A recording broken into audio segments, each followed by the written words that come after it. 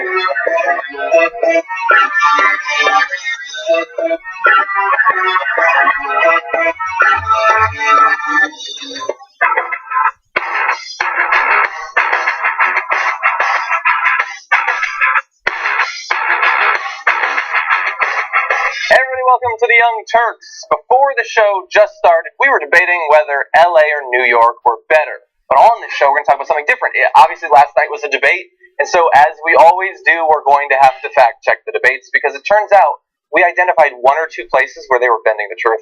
Only one or two. We're not going to let it stand. We're going to correct them here. But we obviously have other stuff to talk about as well. We've got the University of Missouri, which we're going to be starting off with in just a few minutes. It is Veterans Day, of course. We've got an exciting poll about Bernie Sanders the media will ignore other than us. So that's cool. But anyway, anything else going on that we need to cover before we get started? Maybe introducing your co-host today? I didn't even introduce myself. It's equality here on the Young Turks.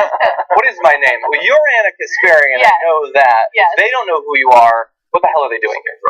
Seriously. We have Ellie Hill as well, coming back from the Lip. He's been on the show quite a bit recently. Adding a East Coast touch. He's a big defender of New York over here. But anyway, yes, thank you, Ellie. Thank you, Anna. Anna and Ellie, thank you, you two, for being on the show with me and co-hosting.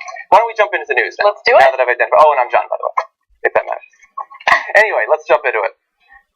Almost immediately after students and faculty at the University of Missouri were able to get the president, Tim Wolf, and the chancellor, R. Bowen Lofton, to resign over concerns about a structural, systemic, historic series of racial attacks and a permissive attitude for racism at the university, we then had a series of threats, racial intimidation sweeping across the campus in a variety of different forms, leading many students to not want to go to class today, feeling like it wouldn't be safe to. There were threats of violence, threats of murder, in fact. We're going to cover some of those right now. Now, a man has already been arrested after sending out this yak, one of those social media sites, if we can bring that up. I'm going to stand my ground tomorrow and shoot every black person I see.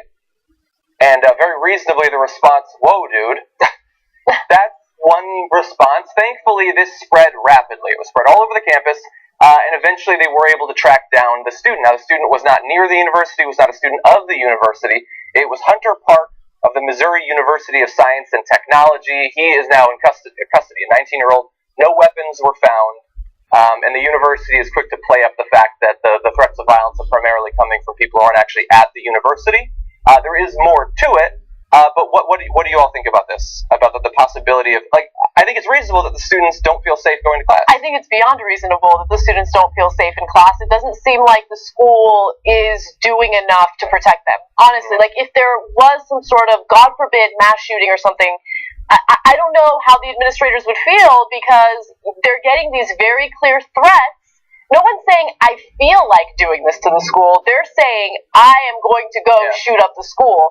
And they still haven't canceled classes, which I think is a very risky move by the administrators. Yeah. Now, with that said, nothing proves the protesters right like these people making the threats, right? Yeah. These are the people who will make the argument that we've overcome our race issues, and at the same time, they go ahead and they make these terrible threats against the black students. The worst part about all of this, in my opinion, is that the person who got caught was 19 years old. We're in 2015, and we're now, or not now, but we're still living in a country where teenagers are still spewing this type of hatred against minorities. It's disgusting. Yeah. Yeah, that you could grow up, like, he was 4 or 5 years old when 9/11 happened. Like that's how young this person is. They've lived in this world that it seems like we've evolved, we've progressed, we've moved a lot in the past couple of decades, but to still harbor these sorts of thoughts and to feel emboldened by the anonymity, the perceived anonymity, thankfully they've been able to track him down, of being online it's crazy. And by the way, in terms of the threats of violence, obviously we have a lot of school shootings, university-specific shootings in this country every year, every month, every week generally. Specifically in the South right now, specifically in Missouri. I mean, we just heard about the FBI breaking up the group of white supremacists who said they were going to go and shoot up a series of black churches to start a race war. Like, okay, that was their original plan. If they were still out there, the idea that they might then move to this hotbed of racial discourse going on right now about this protest, that is not a crazy position to hold. Yeah. And so I think, again, it's entirely reasonable for the students to not feel like they should have to go to class. I had several screenshots of emails sent to me by people who said that they were students at the university, at least, where they were communicating with their professors, and the professors saying, well, yeah, you're not going to be there tomorrow for the test. The test is going to happen anyway.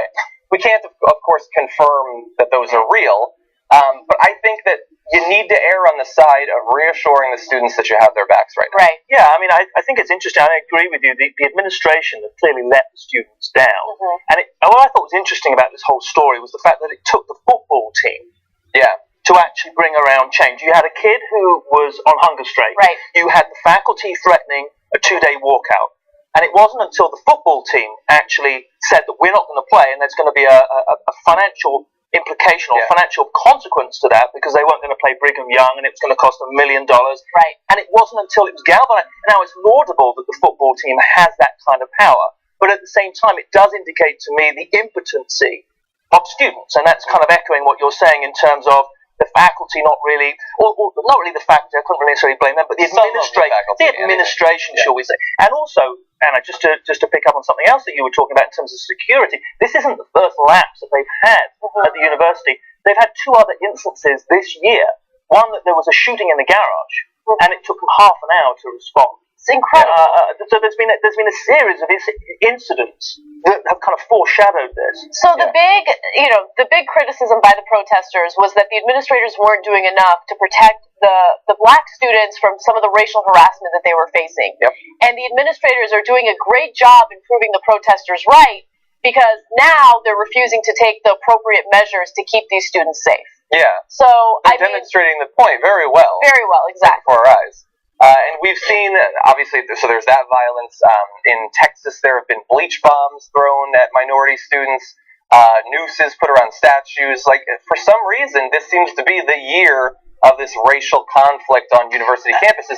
And really fast, I don't want to give the impression that all of the faculty is doing the wrong thing just because a couple have refused to cancel their classes. Obviously, as we pointed out, they were willing to do the walkout. A lot of the faculty are doing the right thing. And overall, the administration is, to some extent, at least reacting well in the fact that they got rid of the president and the chancellor.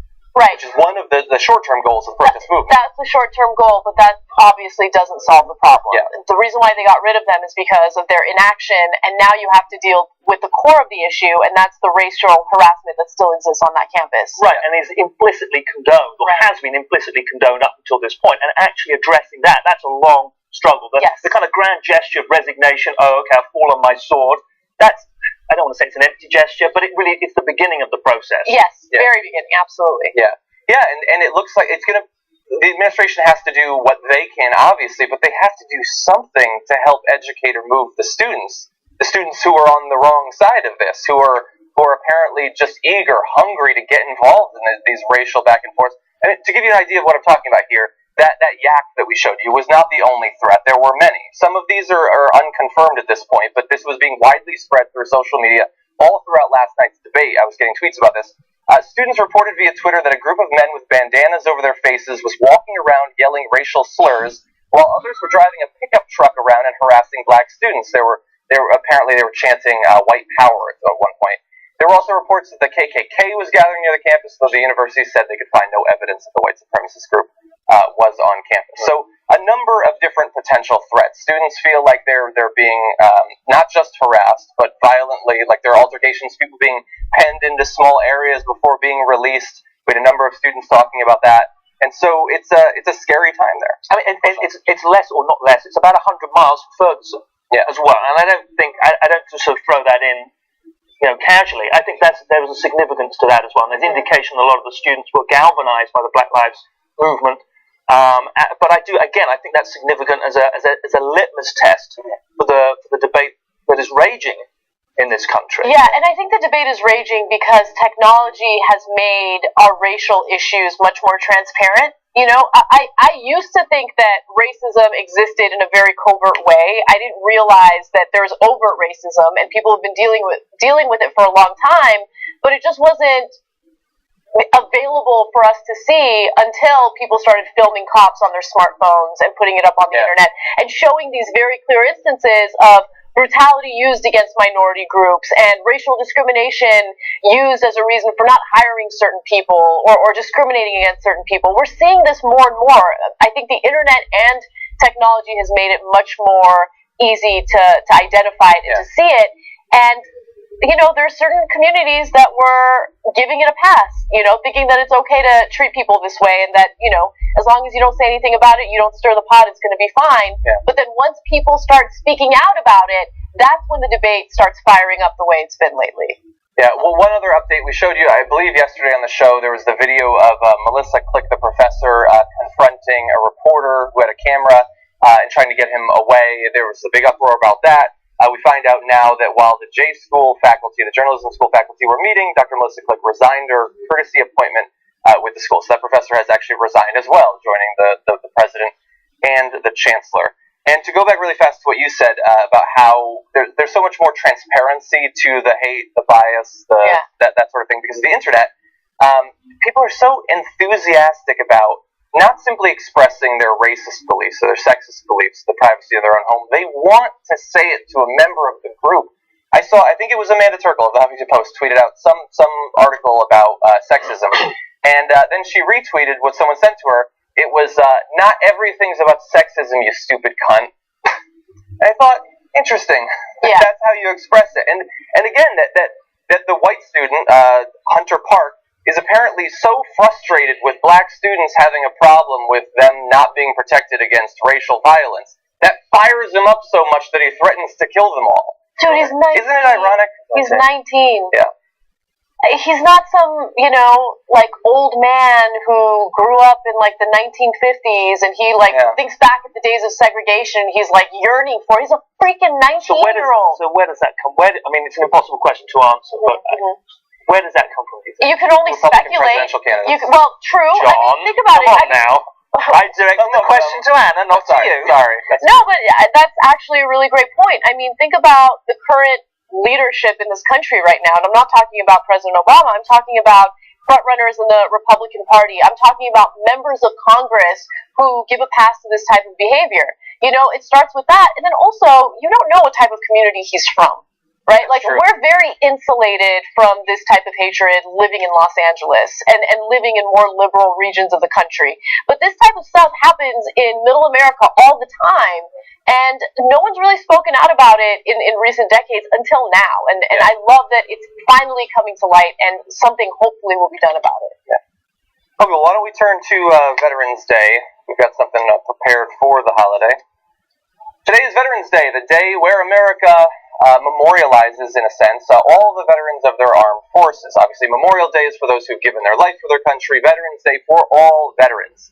And so here at the Young Turks, we're going to look back at how our country has treated our veterans, the current state of our veterans as well, and the ways that we have failed our veterans on a number of different fronts, despite the progress that there has been in some areas over the past 4 or 8 years.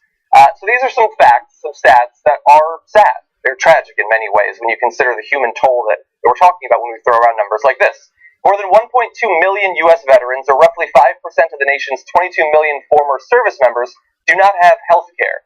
And most uninsured veterans live in states that have rejected federal funding from the Affordable Care Act to expand Medicaid, the government's insurance program for low-income people. Now, as a percentage of former members of the military, 5% is actually lower than the population at large still, that's its own video that we need to do, that there's still 10% that don't have health insurance. But 5% have no health insurance. Many of them, 20% of all of the veterans, have some sort of service-related disability. Many will have psychiatric needs that they have to address, and they don't have any anything to turn to, any resources to turn to. And especially the fact that the Republicans enthusiastically in a number of different states, something like 20, 25 states, have turned down the funding to expand Medicaid because, screw them, they don't need it. That's veterans in many cases. This is so incredibly ironic. And whenever you talk about going to war, right? Remember, when we first invaded Iraq, if you had the audacity to question that war or question the reason of us being there, Republicans would make the argument that you don't respect the troops. You don't respect the troops. You don't love the troops. No, you don't respect the troops. You use the troops as an excuse to go to war in a country where we don't belong. Yeah. And on top of that, you deny them incredibly important, health benefits so they can get the treatment that they need when they come back to the United States. A lot of these veterans are dealing with serious psychiatric issues, whether it's PTSD or something else. When you look at the suicide rate among veterans, it's through the roof, and it's because they're dealing with these issues without the appropriate health care to cope with it. Yeah. And on the back of that, I just saw just before it came on that the Department of Veterans Affairs awarded themselves, the executives have awarded $142 million in bonuses to all of their employees for 2014 because they did such a bang-up job. Well, they probably have health insurance, so that's good for them, obviously. No, and related to this, obviously the lingering decades-long healthcare costs, both physical and psychiatric, that many of the veterans need. Bernie Sanders, I think, he periodically sends out a tweet to the effect of, the cost of the war doesn't end when we finally, 2 decades later, pull the last troop out. It's when the last veteran dies. Yeah. Because they needed health care their entire life. And we don't factor that in. Most of the time we don't even factor in the bombing. We have an OSO or whatever, the operating funds, the contingency funds. We don't even put that in the actual budget of the military, but we certainly don't factor in the long-term, decades-long healthcare costs.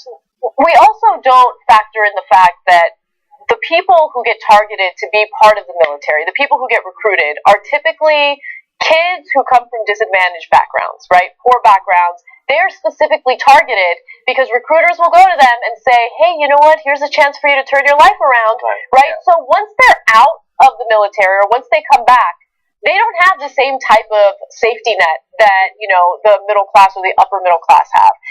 So if they're not given certain opportunities or certain abilities to kind of come back into society and be productive members of society, they're likely to end up homeless. And that's why you see a huge population of homeless veterans right now. Well, I have stats on that really fast. So the number of homeless veterans across the U.S. remains around 50,000 on any given night. That's a 33% drop from the estimated 75,000 homeless vets in 2010. So a good drop, but still a very large number of homeless veterans. And it's horrific. And the inner city homeless problem in this country obviously is the wealth disparity in this country. Yeah. I don't want to turn into a conversation about that, but I thought it was an interesting point that you made, and I would agree that the Republican Party, they're so strong on we will make our military the strongest. They have such an aggressive foreign policy stance. Don't mess with the United States because the Democrats are so soft and wishy-washy.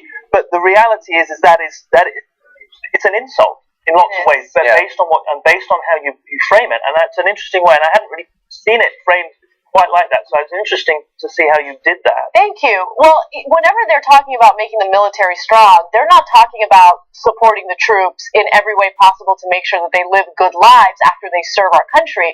What they're specifically referring to is funding the Defense Department so as much money as possible goes to private contractors and weapons manufacturers that stand to profit considerably through going to war. That's what they're talking about. Yeah, I still remember in the days leading up to and then after the launch of the wars in Afghanistan and Iraq, just seeing those signs everywhere, support our troops, just everywhere. And even I was much younger then, and even then it felt to me like for a large percentage of the people who put that out, it was a weapon to be used against liberals. That's all it was. And we know now that support our troops means now what it always meant. It means do not question the military adventure that we're proposing right now. That's all it means. Veterans, after they've served, for most politicians, especially Republicans, some Democrats as well, serve one or two limited purposes. You put them in back of you for photo ops and speeches, and maybe one or two of them who have told you in advance that they will launch the next series of wars, you can put them up as potential congressmen. Because having having lived here for the period of time that I have, I've discovered that there is one insult above all else, is to call somebody unpatriotic. That is one of the worst things you can call anybody in this country. And so on the back of that, frame it and describing it in that way, of support our troops, brackets, because if you don't, you're unpatriotic. Yeah. I mean, it's up there with being called a socialist. Yeah. I mean, but it is with as little content. Right. Largely. Yeah. Well, I would argue that being unpatriotic is taking taxpayer money, funding private contractors with it, and then risking the lives of thousands of members of our military just so you can go to war and companies can profit. That's the most unpatriotic thing you can do. Yeah. Okay, so more stats. Since 2009, more than 22,000 soldiers diagnosed with mental health disorders, including traumatic brain injuries, upon returning from Iraq and Afghanistan, have been kicked out of the U.S. Army for alleged misconduct. That means those soldiers no longer qualify for treatment, health care, or the retirement benefits they would have received with an honorable discharge. Possible policy change there could help with their problems going forward. And then to go back to something that you mentioned earlier with some stats on the suicide rate, the annual suicide rate among Iraq and Afghanistan veterans was 50% higher than the rate among civilians with similar demographic statistics. The Department of Veteran Affairs provides the stat that 22 former service members commit suicide each day, and that number is actually considered a low estimate. That's why they gave themselves that bonus. Exactly, they're doing such a bang-up job. Yeah. So look, we thank the veterans for what they did, their willingness to go, even when they were being lied to by the politicians and by a large percentage of the population, they still went, they still signed up. Even years into the conflict, when they saw that it was not going to be this easy 2-week roll into Baghdad, when they saw that it was going to be combating an entrenched insurgency in 1 and then 2 and possibly 3 countries, they still signed up. They were lied to, but they were brave regardless. And so we honor their service, their commitment to their country, and we ask that politicians do the same by actually providing for them when they come back from the Middle East. And you're right. What is unconscionable, for me, is the fact that Tony Blair, Prime Minister Tony Blair, and George W. Bush agreed and it's been documented now, and they denied it for years, but it's now been documented and verified. They agreed a complicity 12 months before the invasion that they were going to go in. Yeah. And Blair and Bush had a gentleman's agreement, whatever you want to call it, a rogue's agreement, that they would go in, regardless of what they found, because they knew that there was nothing really there, but they wanted to have a reason. Yeah. And it is that search for perpetual whatever that is, perpetual war. Yeah. Because it funds the lobbyists and it funds the industry and it's good for America and all of those things. And that's the patriotism that they're talking about, but that's not the patriotism that we're seeking to honor today. Right. Exactly. Okay, let's turn to one more topic before we hit our first break. Obviously, the core of this show from here on out is going to be responding to debunking a lot of the claims that you heard in the Fox Business debate last night. We've got a lot of that, but first let's talk about the debate a bit more generally. After the last Republican debate, the candidates bitched and whined about the media and the RNC. They were so angry at them. How dare you question us on our BS to imply that a flat tax of 12% couldn't fund the government? How dare you, sir? And so the RNC, fearing that the candidates, they were saying they were going to boycott, that they were going to flee the debates. The RNC is obviously very scared about that because they need these, and the cable channels make a ton of money off of it. They decided, we're going to take a different tactic. We're going to get rid of fact-checking. We're going to get rid of follow-up questions. We're going to get rid of all of those debatey type things that you were used to in debates of old prior to this election season. And so we had the debate that we had last night where you didn't see those sorts of things. So after that debate, how does the RNC feel about it? Do they feel like they did a good job? Well, you're going to be surprised to find out they thought they did a bang-up job, just as good as the department you were talking about. Reince Priebus tweeted this, and that CNBC is how you run a debate. Oh, nice. He accidentally typed debate there. I think he meant something else. You run a debate by not knowing that China is not part of TPP, or maybe you do know that China is part of TPP, but you don't call the candidate out on it when he's going on this ridiculous rant, and that was Trump, of course. You run a debate, according to Reince Priebus, by not challenging any of the false claims made by the candidates on that stage. There were so many false claims, including my favorite lie by Republicans, that the United States has the highest corporate tax rate.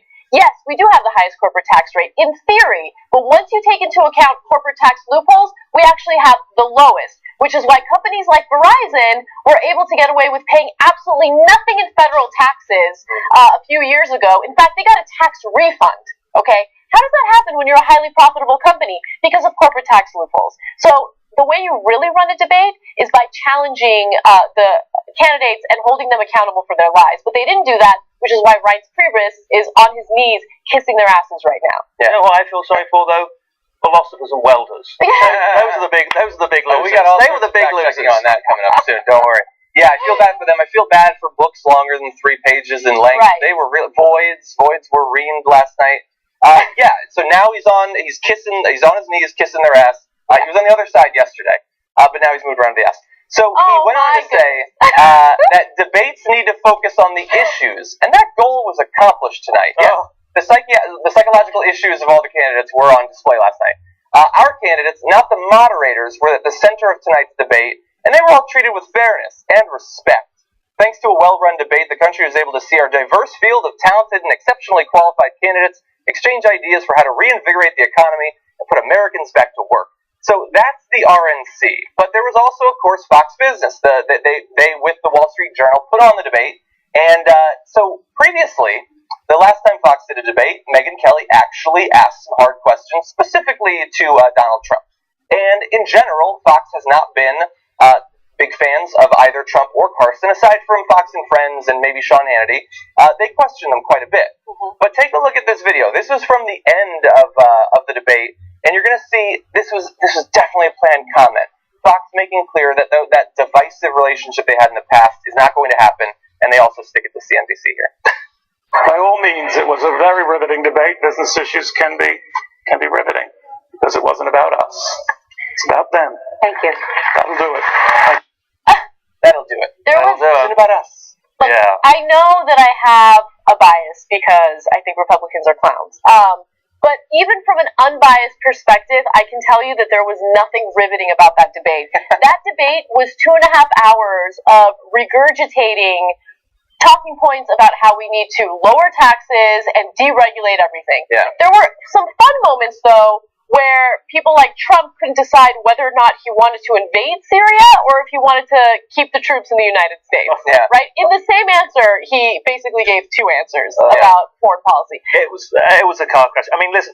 I mean, Trump and Carson. The thing I liked most about it was how short they came up, both of them, on foreign policy. And how inept their positions now. And their legitimacy as legitimate candidates are now being exposed because it's so I will give them that. I will give the moderators that to that extent because it just did you not feel as though the comments tweeted that Trump's foreign policy makes him look downright smart on domestic policy.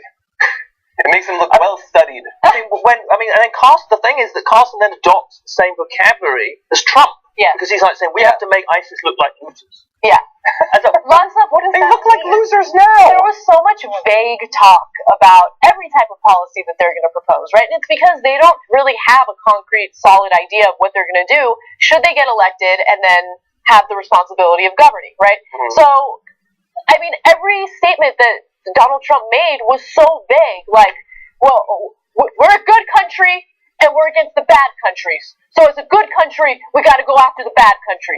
That's all he said about his foreign policy. You are a child. How are you going to try to be the president of the United States? But they all pivot. They all pivot to their stump speeches, their stump issues that they have, and they rail against big government and they rail against regulation. And because one thing that the banks don't need is to be regulated. That will really help. And all of them just hit the same note and they pivot very artfully, but they pivot back to their 2 or 3 key points that they have. They didn't answer any of the questions. Yeah. I mean, regardless of whether they were tough questions or not, they dodged them. One of my favorite moments was when Marco Rubio was talking about the importance of deregulation. And he said, look at what happened with all this regulation. All this regulation led to the big banks. They're so successful right now, which is why we need to deregulate, because regulation is killing businesses in the United States. Yeah. What?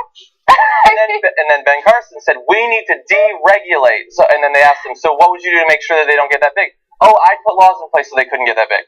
Oh, what the hell do you think that is? It's a goddamn regulation. It's a regulation, and on the foreign policy, the ones who went a step further than good countries and bad countries, they all thought that the solution in Syria was just a no-fly zone. As if the biggest issue in Syria right now is the Syrian Air Force. And ISIS has no Air Force. That is not the biggest issue. That's the only solution they had.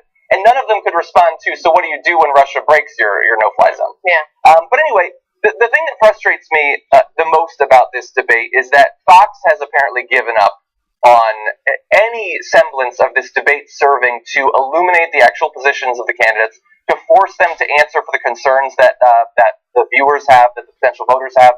They brought up the one challenge they had was, Ben Carson, you have been accused of lying about most of your personal history. What do you think about that? I don't like being lied about. I hate it when people lie about me. Good answer. Okay, Trump, what do you think of that? That's seriously the biggest challenge they had. And then in that video you saw of Neil Cavuto, he said it's not about us. As if what the CNBC they're not liberals, they're conservatives. As if what they were doing was just trying to boost their personal profile by launching the weakest challenges to flat taxes or Trump's clear lie about Marco Rubio and him being the personal center of Mark Zuckerberg and the visas issue. They brought up a clear, documented lie, and that's them grandstanding. Yes. Well, just keep this in mind, and I think that this is probably the most important takeaway from this entire situation regarding the moderators and the networks. The Republican Party is the party that likes to boast about being the most powerful, about being strong, about being tough, right? That's all that they talk about. Yeah. And they can't handle questions about their own policies, okay? They whine and they cry and they bitch about the fact that a moderator would have the audacity to ask them a follow-up question about their own ideology and their own policy ideas. The reason why they whine and cry and bitch about it is because they're morons and they don't know what their own policies are. And they might understand some of the issues, but it doesn't matter whether they know the difference between right and wrong because they're bought off. Okay? Yeah. They have to represent the corporations, and when you're trying to make the case for something that's going to help society, and then you have to appease the corporations, there's a lot of double talk going on, which is why you experience that quite a bit during this debate. Good point. I think we're going to end right now on that. We're going to go to our first break. When we come back, we've got Ben Carson on the minimum wage and a quick lightning round of fact-checking on the Republican debate. We're, of course, I believe on Fire Talk and on TYT Live, the hashtag on Twitter right now, so you should be tweeting and Fire Talking. When we come back from this break, we're going to be reading some of your comments. We'll see you in just a few.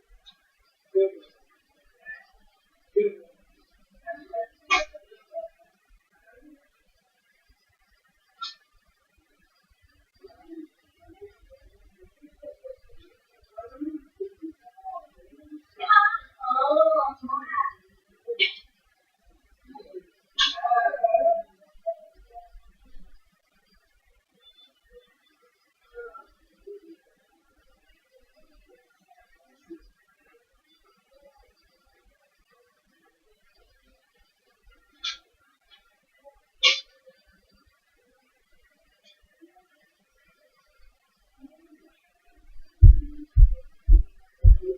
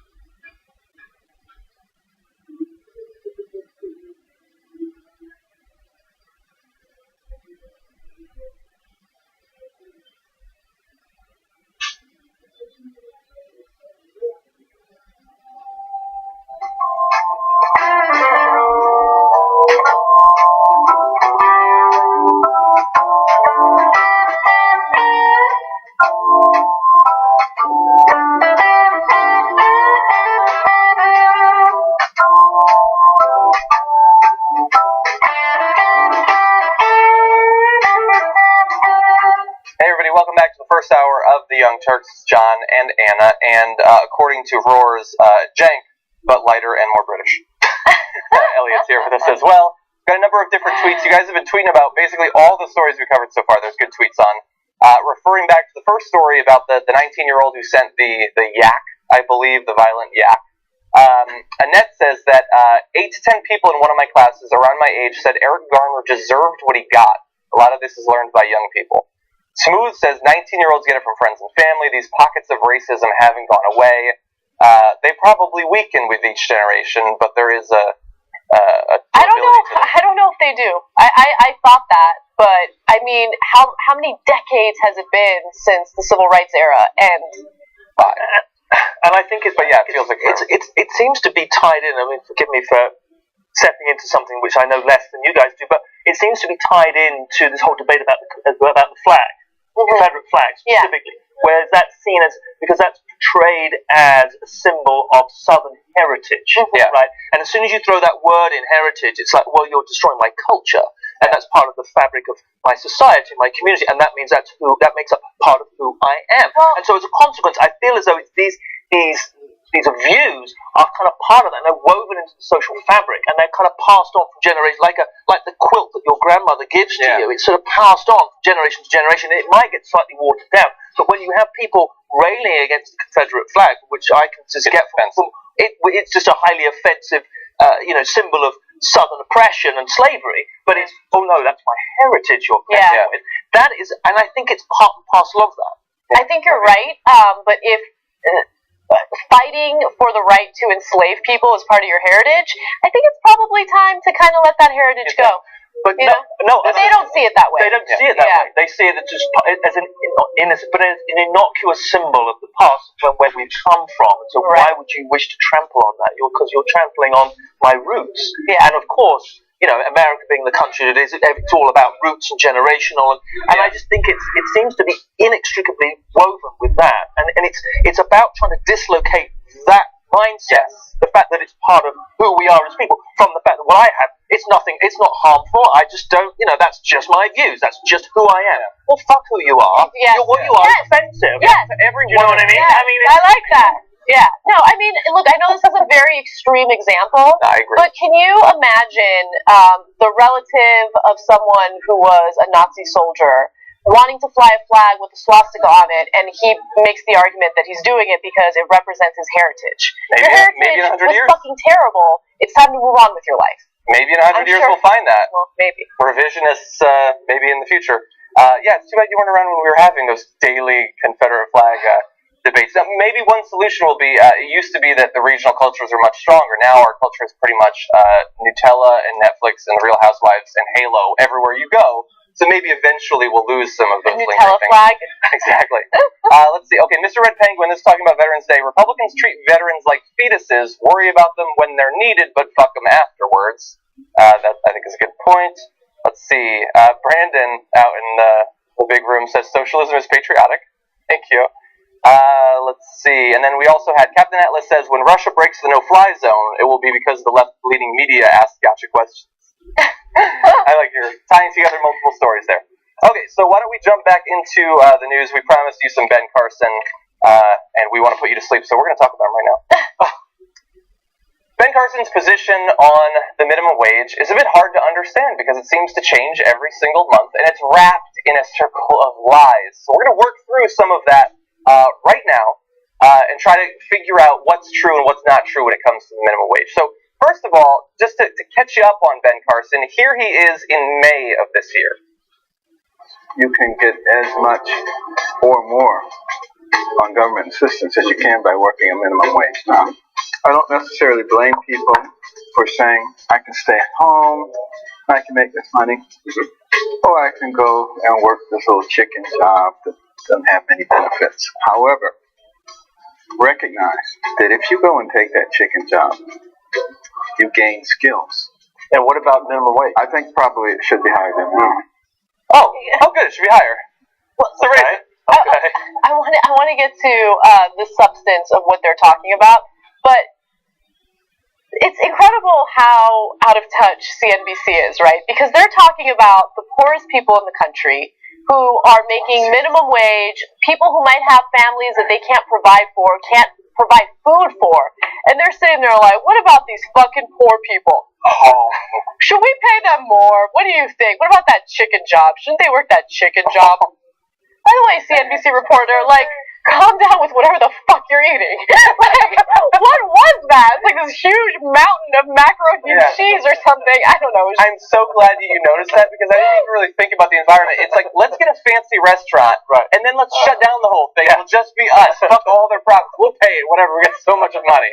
But yeah, and also, by the way, the tone of Ben Carson, when you work that chicken job, you get skills. Oh, I never thought about the fact that on-the-job training actually helps out. You had to reveal it to me.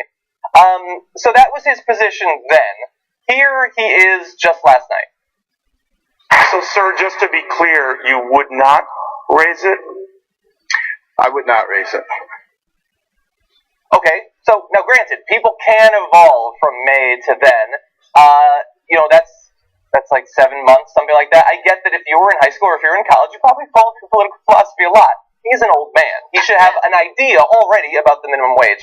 And by the way, we're skipping over the fact that halfway through that period between May and now, he set up what he said would be a two-tiered system of minimum wage. We'll raise one, but not the other. Apparently preparing to jettison the whole thing and then not raise any of them. Now, where it gets a bit troublesome, I think, is that in his answer, he focused on the African-American community. He said, speaking about the minimum wage, it's particularly a problem in the black community. Only 19.8% of black teenagers have a job who are looking for one. You know that, and that's because of those high wages. If you lower those wages, that comes down. Now, if it seems crazy that only less than 1 in 5 black teenagers who are looking for a job have one, that's because that is crazy, and he made it up. The actual unemployment figure for black teens was 20.7%, nowhere near the 80.2% rate Carson claimed. So he was only off by 4 times. So his number was flipped. It was totally flipped. Right. It's complicated numbers. Like, which way is good, which way is bad? I don't know. Look, he definitely mentioned the unemployment rate of black teenagers on purpose. He loves giving those questionable white conservatives the ammo they need to attack black communities. You know, and look, maybe his intention wasn't to attack the black community, but I don't think it was a mistake that he brought up black teenagers. Yeah. And by the way, you think wages are too high? You think wages are too high, and that's the reason why so many black kids are unemployed? Are you crazy right now? Yeah. I mean... And that's what Trump said at the debate last night, and that, in case you thought it was a mistake, when he said, taxes are too high, wages are too high. Not that they would be too high, that they are too high. Then today he went on Morning Joe and repeated, wages are too high. Well, you know, that's $7.25 an hour. You're living high off the hog, right? Where do you put all the money? Where do you put it? You got those private jets. Like, yeah. I mean, look, and I can't fit a lot of money in my car because it's a 2-seater. It's a sports car because I work a minimum wage job. So what can I say? But no, that's their position now. And not so much Ben Carson. He generally has a religious, segment of the population supporting him. But Trump, it's dumb, poor white people who have every right to be involved in politics, obviously. I grew up amongst dumb, white, poor people. But the idea that to tell them, no, my lesson to you is the economy will be stronger when you make less money.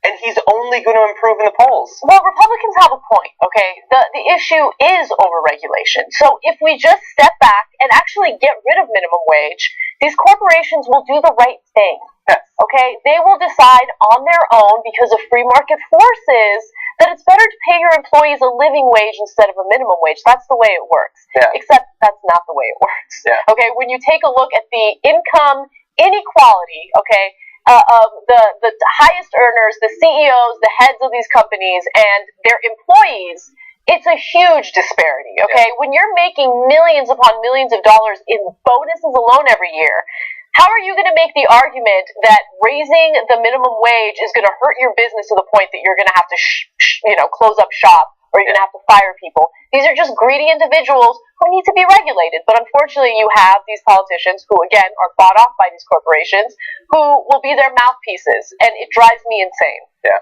And so to turn back to Ben Carson and unemployment, minimum wage, tie those two things together. So we know that right now, supposedly today, on Wednesday, he is against raising the minimum wage. We don't know what he'll be at on tomorrow. But in his extended remarks, he said the reason that you can't raise the minimum wage now is because that when you do that, unemployment will rise. Businesses will stop hiring people. As if that's not something that has been studied. That no one's ever looked into the link between raising the minimum wage and unemployment. So thankfully, PolitiFact is one of the groups that went over that research and found that if you look at the 12-month period following every minimum wage hike since 1978, joblessness did rise on 7 of those 12 occasions, but it fell on 4 occasions. In addition, it's not at all clear that a minimum wage hike was the primary culprit for the periods in which joblessness rose, since those periods also coincided with broader recessions in the economy. Unemployment tends to rise during recessions. And here's the thing. I'm not even saying that there's a ton of research that shows that it leads to more jobs. Apparently it's linked with 4. I don't even think that was the reason there. But if you can have a serious debate, historically, going back 40 plus years about, well, maybe it has a weak positive effect, maybe it has a weak negative effect, here's an effect it would actually have. People getting minimum wage would make more money. Yeah. It would help them. It would help their families. They would have more money to spend in the economy, which would stimulate the local economy.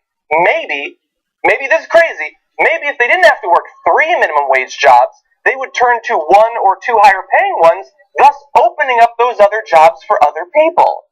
But that's crazy. That's just my opinion and 40 years of economic statistics. I mean, just think about the fact that if you're having a hard time providing for your family, then you have no disposable income. You're not going to be able to go out there and buy things and stimulate the economy. Remember, George W. Bush and Barack Obama both had a stimulus package where they gave Americans money. Now, Bush did it in one large sum, but it didn't really help because a lot of Americans were facing credit card debt, or they were worried about defaulting on their mortgages, so they used the money for that. Okay, so it did nothing.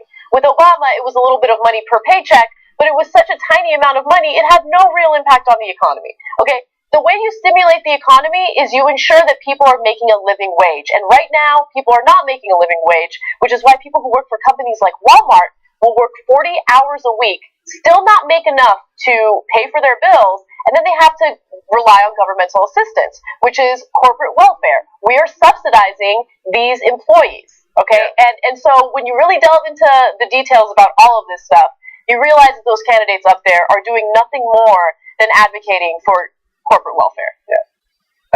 One last point that I want to make, just because I love what you were saying there, and it made me think more about it. We have this idea that it's the Democrats who think you give money to the poor people, that'll stimulate the economy. That's just the left, the liberals, they think that. I don't think so. I think every politician believes that you hand money to a certain group of people and they're going to stimulate the economy. We just disagree about who deserves to get the money.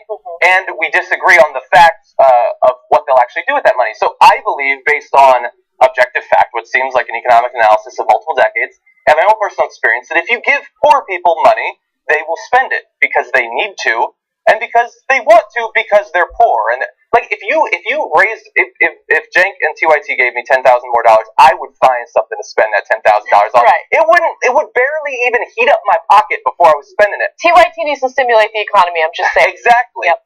The Republicans believe you should give all that money to the wealthiest people in the country. Flood them with money, and then they will trickle it down all over your foreheads. The problem is that we've tried that multiple times in this country, and it doesn't actually work. They don't desperately need to spend $10,000 on Amazon tonight. They want to put it in their bank account, or they put it overseas in another country. It doesn't actually stimulate the economy. We all have the same strategy. We just use it in different ways, and it has different outcomes. And that's why the flat tax is such a sort of a misnomer. Well, that's not a misnomer. It's flat and it's simple. And the reason, and it will help us get rid of the IRS, and it will make everything. Well, the reason that the IRS and the taxation is an issue is not because of the different stratas of tax. That's the first kind of mistake that's inherent in that argument. But it's the fact that the flat tax system makes it fairer for everybody, and that's just more so. And whatever it is, it's 10%, if it's 14.5%, whatever it is. But it's always a lower. Clearly, it's a low. And again, that is because if you're making 10,000 and it's a 10%, then it's 100. And if I'm only making 100 and it's 10% and it's 10, that still leaves you with a balance which is significantly higher than mine. And picking up on what you're saying, my money is going to pay for my essentials. Yours is going on your fancy Amazon purchases. Right. So They again, are fancy. well, I'm you don't know where my imagination's going, because you can buy some pretty rad stuff on Amazon. But no, I mean, so it's part and parcel of that, because it is a very seductive argument when you hear it, and they present it in a very seductive way. So, It's so simple. Why are we making life so hard for us? Maybe we are over. I would like to pay less tax. I would. Who wouldn't? But when you delve in, you don't even have to delve into it. You scratch the surface. Right. You recognise. Yeah. As I said, and it's part of that. It's part of that package of really screwing it down on the most vulnerable people. Thank you. Yeah. And that's what government is there. It's not why government, but that's one of the key criteria, key rationales for having democratic government.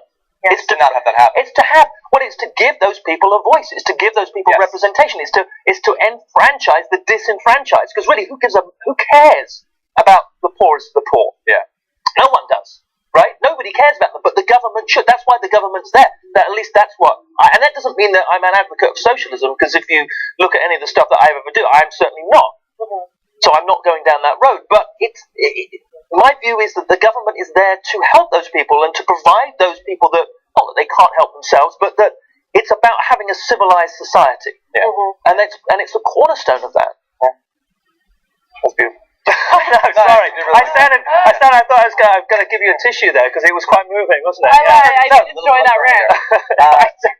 Hang on a second. As I said, not the socialism part. I'm not going to play the socialism. Not the S word. We're going to move on 1 second. I just want to say one thing about this. Always bothers me. So they say that the tax system is complicated, and the tax system is complicated. It's not 70,000 pages like Carly Fiorina says, but it is like 6,500. Longer than the Bible. It's very long. The tax system is very complicated. So we need to get rid of all of the different tax brackets and just have one. So they say this is something that's true. It's too complicated. Here's the solution. But I've read analyses of taxes by people who actually know what they're doing when they do their taxes.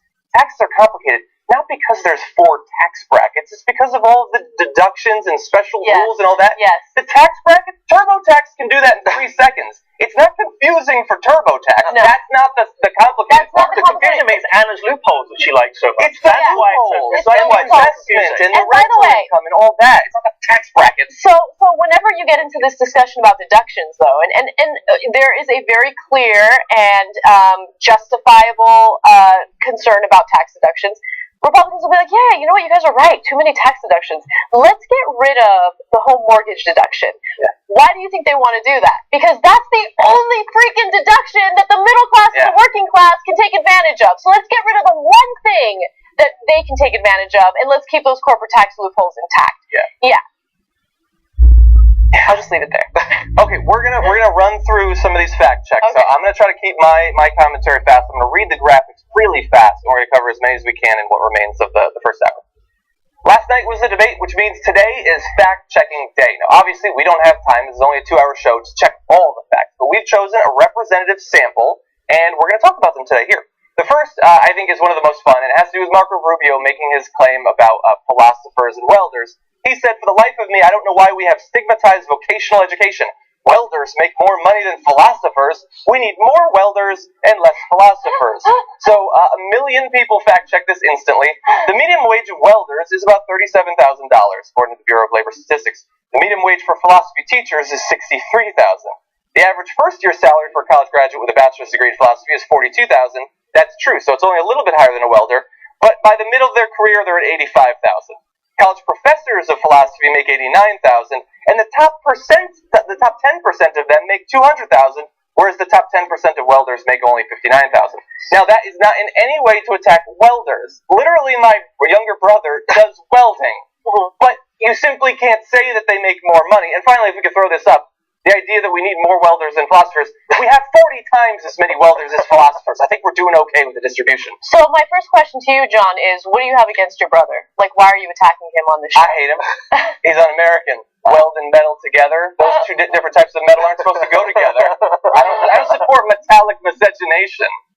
Anyway, it was the fact that you even know what that is just shows how much of a dork you are, but we love it. A little bit. What's Rubio gone against? This isn't his first pass at having to go at philosophers, I seem to recall. He's had I can't. Bush did too at the debate. Philosopher Kings. What is that? Yes.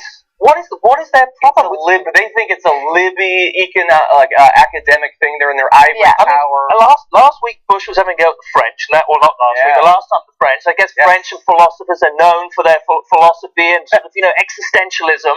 They don't like intellectuals, okay? It turns them off because they're morons. Yeah. And so it's like, we're idiots and we don't like intellectuals. What can we do to put them down? That's exactly what we did. Yeah. But I did talk to Rubio, and he did have a response to, the fact-checking that happened. He just wants everyone to know that he comes from an immigrant family from Cuba.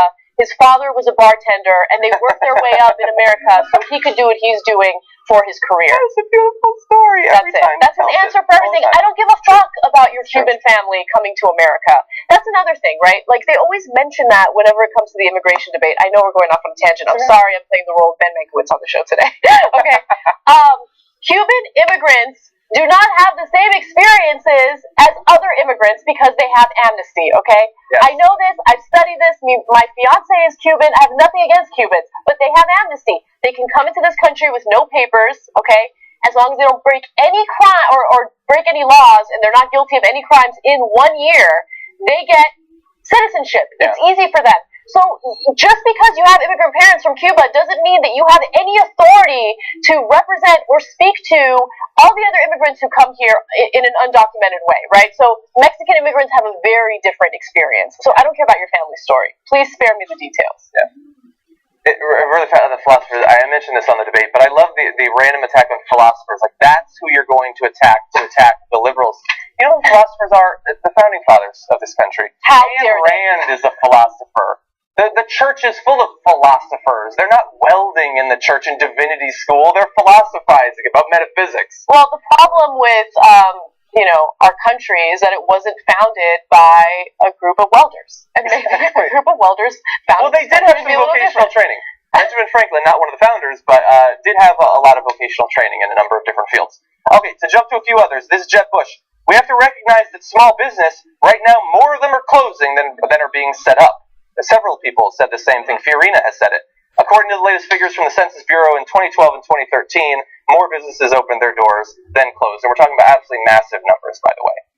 So Donald Trump, this is referring back to something that Anna mentioned earlier, talking about TPP, it is a deal that is going to lead to nothing but trouble. It's a deal that was designed for China to come in as they always do through the back door, I've seen the videos, and totally take advantage of everyone. Trump went on to say that China is guilty of currency manipulation by keeping the value of its currency low to make its exports more competitive.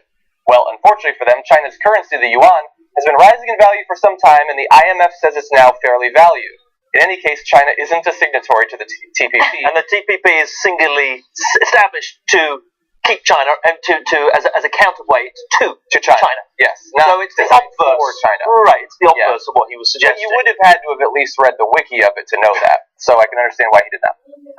Carly Fiorina actually has one. She doesn't often make it into our fact checks. She mocked fellow GOP presidential candidate Donald Trump on Tuesday night for meeting Russian President Vladimir Putin in a green room before a show. She said, "I have met him as well, not in a green room for a show, but in a private meeting." Unfortunately, she's previously said, "I met him in Beijing. We were in sort of a green room setting, actually." What is it? I've got to ask you guys. I've got to ask you before we close out. What is it with the Republican candidates and wanting to have a selfie moment with Putin, Vladimir Putin? What is they like why are they dictators? Why are they so excited to say, "No, I met him. No, I met him. I looked him in the eyes. I know what he's thinking. I know." What is it with that? As it speaks to their foreign policy credentials. The woman who laid off tens of thousands of people at Hewlett Packard. The man who put his name in gold letters across every building. It doesn't matter. I met Vladimir Putin in a green room once. We had a bagel together. He's like Taylor Swift for old politicians. It's like, just let me get a picture. Come on. What is it? I remember when, Crimea was dominating the headlines. Some Republican candidates came out in favor of Putin's strength. Yes. And they kept comparing Obama's his perceived weakness to Putin's strength. And they like that dictator, mentality, which is funny because isn't this supposed to be the party that wants less government? Right? Yeah, not a strong man.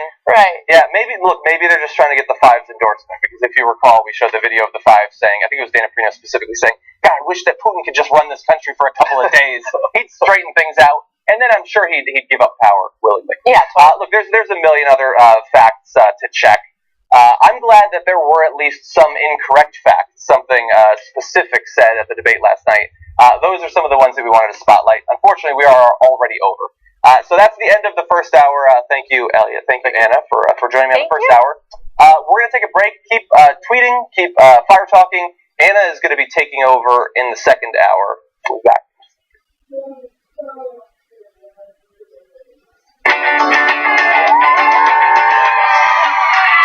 In America, we celebrate everything. So doesn't democracy, the thing that makes America America, deserve an election day holiday? Voting should be easy, but people in power are making it anything but. The Supreme Court gutted the Voting Rights Act to impede voters at every step of the process. You now have to show ID you never had to show before. Now they're making it extremely difficult for black communities to get licenses in order to vote. Ohio will shorten early voting by 6 days. The target is minorities and low-income families. So many people have fought for our right to vote. When any American waits for 7 hours just to cast their ballot, we are betraying our ideals. Getting the day to vote would be a huge step in the right direction for us. President Obama can pass an executive order to make Election Day 2016 a one-time federal holiday, giving millions of Americans a paid day off, and setting an example for all states and businesses to follow his lead. If those with money and power think we'll just roll over and give up our rights to shape our country, they're in for a surprise. Let's celebrate America. Demand a 2016 Election Day holiday. Come on, let's vote.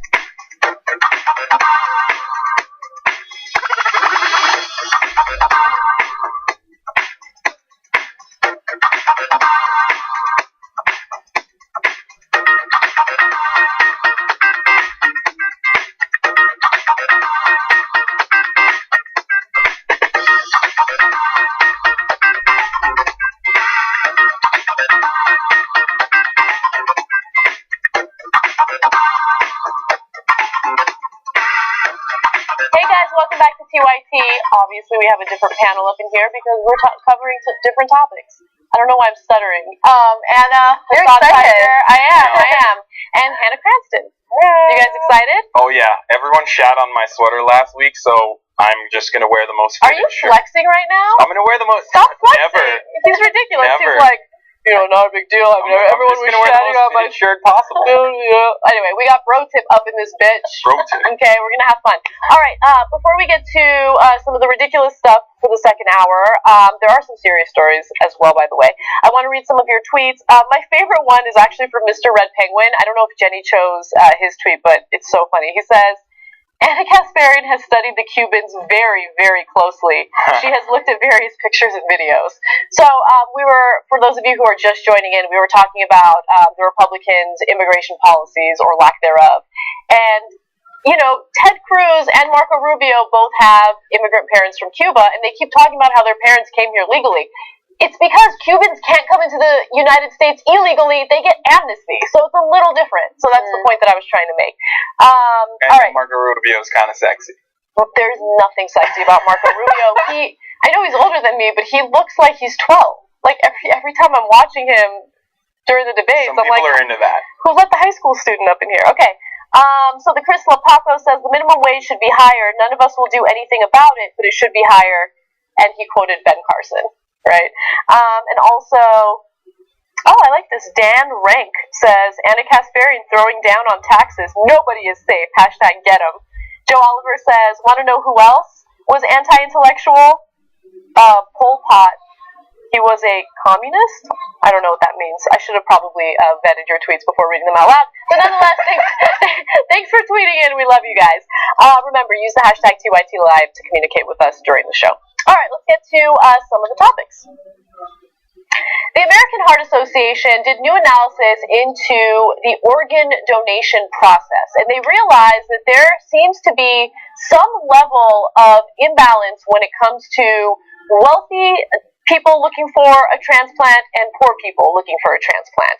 Now, the researchers studied the national database of organ donors from 2000 to 2013 and found that patients who simultaneously listed at more than one center, of course, had higher transplant rates, were lower death rates while waiting, and they were also wealthier and were more likely to be insured. Okay, so this is very important, and I have to admit that I have a bias in reporting this story because I currently have a family member, my mom, waiting for a kidney transplant. So it's true that you can be on multiple lists simultaneously. So in our case, she's on the Los Angeles list and she's also on the San Diego list. You need significant resources to be able to do both, I right? wanted to ask you about that because the numbers I found said that a new set of tests to get a new kidney to test for a new kidney is $23,000 and then $51,000 for a heart, and that blew my mind. I wanted to know if is that around the same. It's absolutely true. I know that from my mom's experience, she was lucky enough to have health insurance prior to getting diagnosed with chronic kidney failure, because had she had that pre-existing condition, she wouldn't have gotten insurance. Is that pre-affordable care though? Because now the insurance companies can't refuse you if you have a pre-existing condition. This happened prior to the Affordable Care Act, and thankfully the Affordable Care Act will protect her from either getting dropped from her insurance or from getting rejected from a different insurance company. But another thing to keep in mind is as soon as she got her diagnosis, her premiums went up a lot. Okay, and so the insurance thankfully made it possible for her to pay for the tests necessary to get on the list. But again, my family's lucky because, it's an upper middle class family. My dad worked his way to a point where he could own some property and make money off of that. But if we didn't have those resources, my mom would be screwed. There's no question about it. So right now, some of the researchers in the study are advocating for a stop to the way the current system works, okay? One researcher says that it undermines a bedrock principle of organ transplantation, which is that the sickest people should be transplanted first. We firmly believe the multiple listing policy needs to be reconsidered. What do you guys think about this? I mean, it's interesting because obviously there's the issue of insurance, but there's also the issue of, let's say you're on a different list, people who have the resources to be able to fly to a different city, take time off of work and go through all the things that are necessary to get an organ that's even appropriate for your body, that do put them at an advantage, and it's sad. And the only kind of solution that they're really offering here is to increase the supply of people donating the organs, which is great, and people should do that. They should put that on their license and all those things. But I feel like there's got to be something else that we can do to kind of fix this and diminish this. I don't know if banning is the right thing to do, though. I mean, that's like, I don't know. I mean, I understand. Look, this is a really alarming number that I found, and it's everyone that is looking in the market for an organ is waiting for at least 3 to 5 years, regardless, right? And every single day, out of those people waiting, 17 people die. Yep. And one of the other examples I found was actually Steve Jobs, who lived in California and actually got a liver transplant down in Tennessee. So technically, Steve Jobs, when he got the liver transplant, might have pushed out one of the other 17 people ahead of him. And ethically speaking, that's a gray area where you can't. So I'm not 100% certain, but from what I know about the current laws, you're not able to do that. So you're not, just because you're rich, you're not able to move to the front of the line. Right. But what you do have the ability to do is figure out which cities have the least amount of people waiting for transplants, and you can get on those lists because the wait time will be much shorter. Yeah. So that's what my mom did with San Diego, because in Los Angeles, the average wait time for a kidney is 7 years. In San Diego, it's 5 years. So she got on the San Diego list, hoping that, that'll kind of speed up the process a little bit. In the meantime, she's on dialysis 3 times a week for 4 hours each session, which just drains the life out of you. So, yes, there's a huge need. And, when it comes to heart transplants, of course you can't be a living donor, right? But when it comes to kidney transplants, you can absolutely be a living donor, live a completely healthy and normal life. You don't need 2 kidneys, you just need 1 to survive. Yeah. So that's one of the things that the doctors are advocating for through this analysis. Yeah. 95% of Americans apparently support organ donations, and only 40% are registered organ donors. I'm contributing to the problem. Yeah. I want to be frozen like Walt Disney. You're ridiculous. Okay. So I'm not an organ donor yet. So you're going to switch? I might, after looking at these numbers. I'm an organ donor. Good. Yeah, so am I, of course. Now I feel like an asshole. No Walt Disney for me. By the way, I have the worst blood type for organ donations. I'm AB positive, which means I can only donate to AB positive. But I'm a greedy motherfucker. Okay, I can take from everyone. I can take from anyone, but I can the best. only give to. No, it's not. My mom was ecstatic when she found out about it. I was so upset because I wanted to donate my kidney. I'm sure there's a BuzzFeed quiz out there that says what your blood type says about you. Look it up now. Answer these questions and we can guess what your blood type is. And then miraculously they do. I don't know. It's amazing. Moving on. Police are seeking the identities of 2 individuals who were accused of sexual assault after twerking on an unsuspecting man at a gas station. Now, we have the video for this story, but we also have an update to it, so let's take a quick look. Minding his own business, and then all of a sudden, out of nowhere, boom. Girl does that. Another girl tries to grab his crotch. He's trying to avoid the situation. She's obviously very aggressive about it. Initially, I wanted to put music in the background, and then after I watched the video, because I thought the title was kind of, when I saw the title, I was like, oh, this is going to be a funny story, and no, it's not. It's not a funny story at all. Yeah. So the girl in the red dress is a lot more aggressive. The first woman twerked on him for a little while and then walked away. Now, both women are facing serious charges for what happened, as they should, okay? DC police believe the 2 women should be charged with 3rd-degree sexual assault. That charge includes inappropriate touching and involves actual force, threats, putting the person in fear of death, bodily injury, or kidnapping, or rendering the person unconscious. So, right now, authorities were able to identify one of the women, and she has been placed in custody. So she's going to face these charges. She's going to have her day in court, and we'll see how it all turns out. This case is obviously a little unique because usually when we talk about sexual assault or rape, it's usually a male person committing the crime and a female victim. But oftentimes, men are the victims of this type of either sexual assault, sexual harassment, or rape, and I love that these women are being pursued by the police. They absolutely should be pursued by the police. I completely agree. I mean, unwanted sexual advances, no matter who it is against or who it's from or whatever, doesn't matter. They should be, of course, prosecuted because it's not right. It's against the law. And the reason that this is getting, so much kind of hoopla around it is because the word twerking is associated with it. Yeah. And he's saying he doesn't want his name to get out there because he's received so much backlash after this. Sure. Basically because he's saying that some people are like, oh, dude, like, 2 chicks were, like, twerking up on you. Like, what are you complaining about? Like, yeah, it's unwanted. It's unwanted. Yeah. And not to interrupt you, but that's exactly the kind of mentality that makes male victims of sexual assault and rape not want to come forward and report what happened to them to the police. So let me give you his statements. Again, he's an anonymous victim. He says, "You don't know who these people are. I was afraid of my safety. Like I said, I thought they were," he said, transvestites or women or men dressed like women.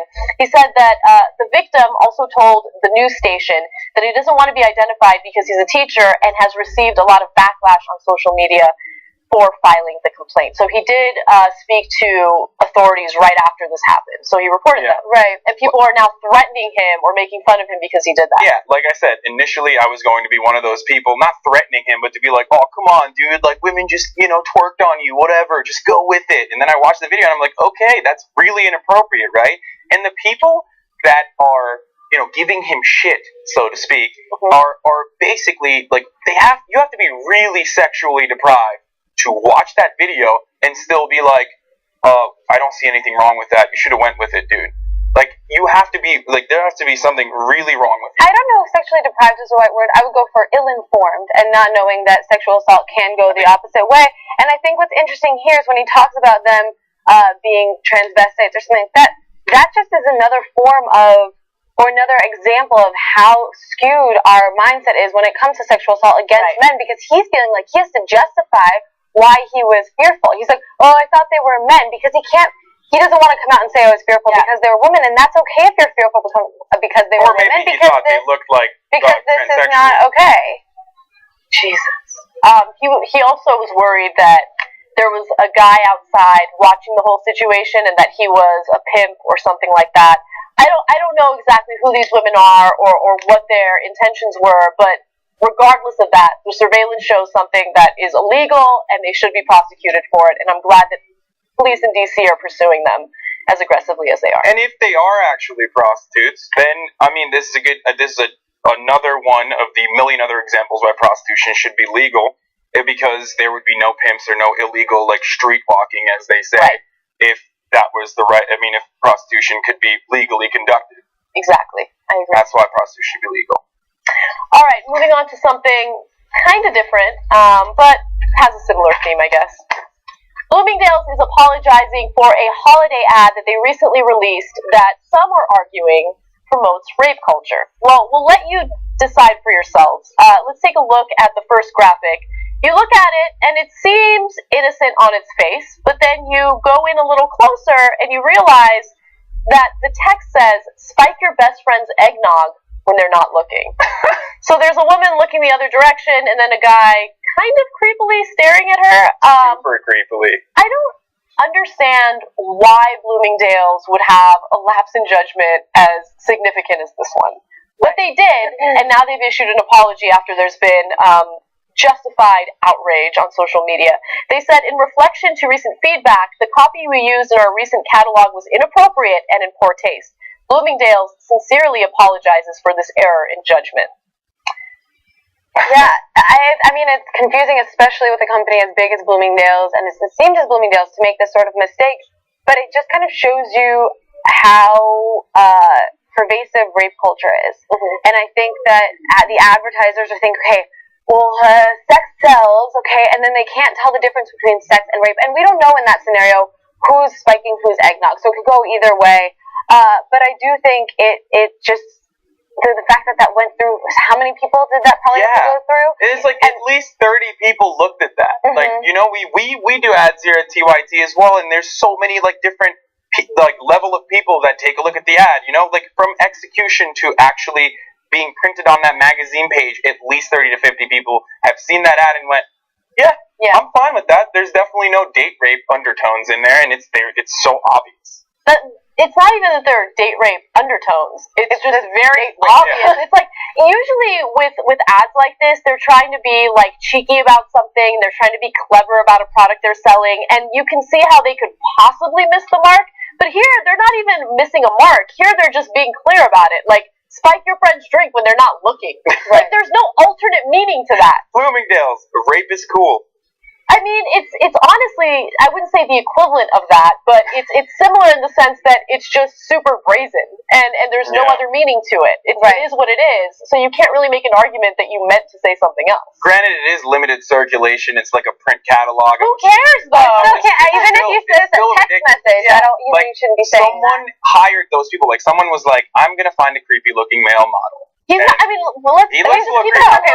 he's an attractive male model. He's hot. The only thing that's creepy about it is the way the ad works. Like, the fact that she's looking away and she's probably talking to someone, having a good time, and then this guy's like, I'm going to spike your drink. And you can't see what he's doing with his other part of the body, and there's a lot of other things. But that kind of talks about that blur again. Because, like, there's so many ads that do that. We always talk about, like, the Dolce & Gabbana and the Equinox ads that make sort of, like, allusions to that. But this is literally just saying flat out. Yeah. Rape is cool. Not an illusion. Don't spike your friend's drink. Okay, I don't think we need to tell you that. But also, if you work for an ad company or for any type of organization that makes these decisions for catalogs, just think twice before you endorse things like spiking. Talking to you, Bud Light, with your fucking make whatever happens campaigns. Inappropriate. All right, guys, let's take our first break. When we come back, fun stuff, I promise you. Okay, guys, so a few weeks ago on the main show, we talked about a pizza joint in Norway. So to us, Texas is the land of bush, backwards laws, and bar brawls. But to Norwegians, it's just crazy. So crazy, in fact, that they now use the word Texas to mean crazy.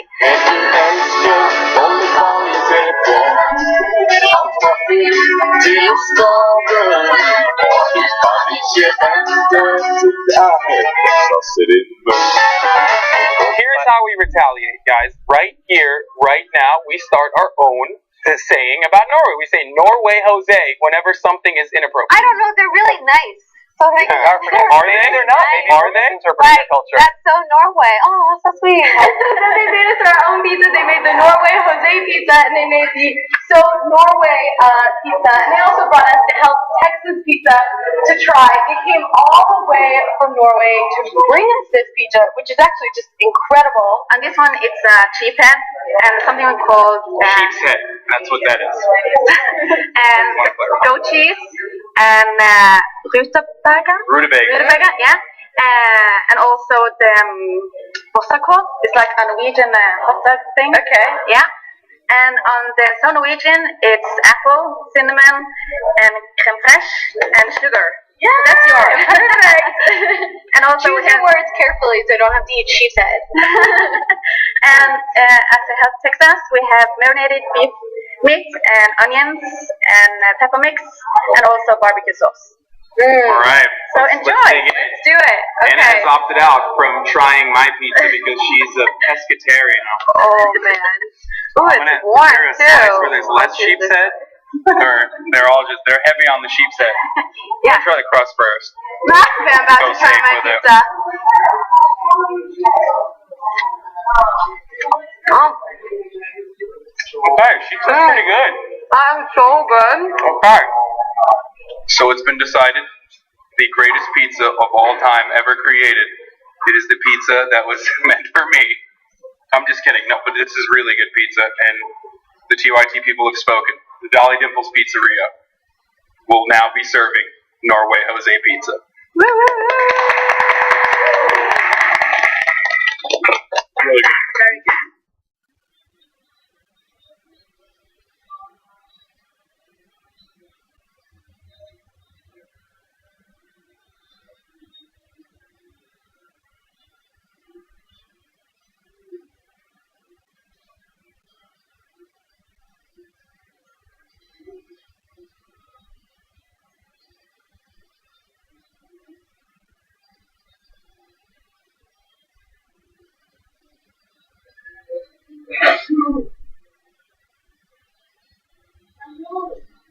Hey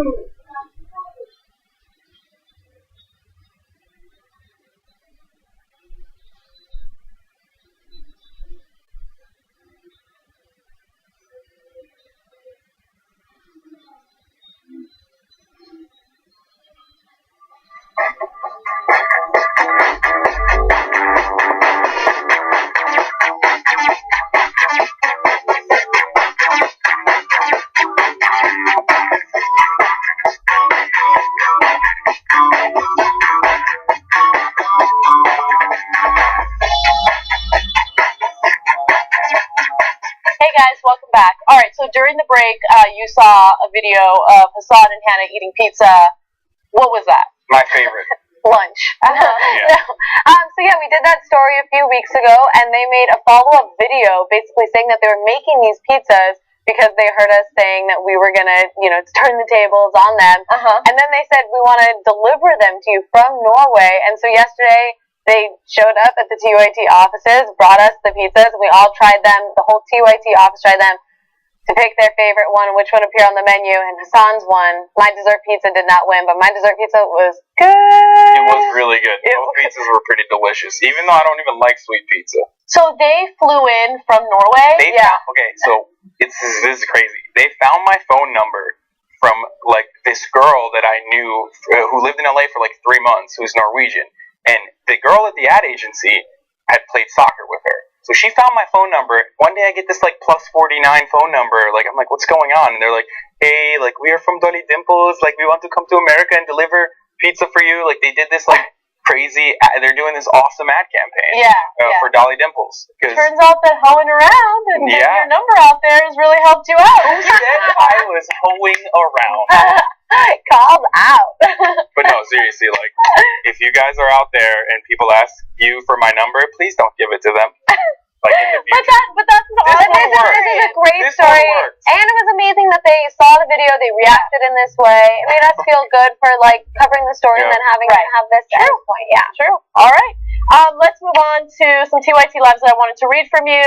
So Z threatening his life. He's referring to the video that we showed you of those two women sexually assaulting that guy. Was he actually in danger? Shouldn't that be a factor? Women are in danger for men more often. Okay, well, let me flip it around for you for a second. If you as a woman are at a convenience store and two men approach you similarly to how those two women approached that man, would you feel threatened? Of course you would, because it's unwanted advances. It's someone getting physical and touching you when you don't want to be touched. It doesn't matter what your gender or your sex is. What matters is that consent is involved in the situation, and in this case, consent is not involved. 100%. He said, like, in that story that he was asking the clerk for help, and the clerk was like, what do you want me to do about it? If the roles were switched, if the genders were switched, he'd have already called 911. No one would even question whether or not it was appropriate. I mean, that's why women should 100% carry pepper spray with them at all times. Yeah. Well, it seems like everyone should be carrying pepper spray with them maybe at all this times. guy should too. Yeah. Tom Zawacki says, I wonder if they were in Florida, could he have shot her and got away with it? Probably. Well, it is considered stand your ground, right? And then finally, Tatiana Lang says there needs to be an opt-out option for organ donation instead of opt-in. I think that's an interesting argument. But it's your body, so I think it kind of makes more sense to opt-in, right? I don't know. That's an interesting question. I feel like we can talk about it for an entire show.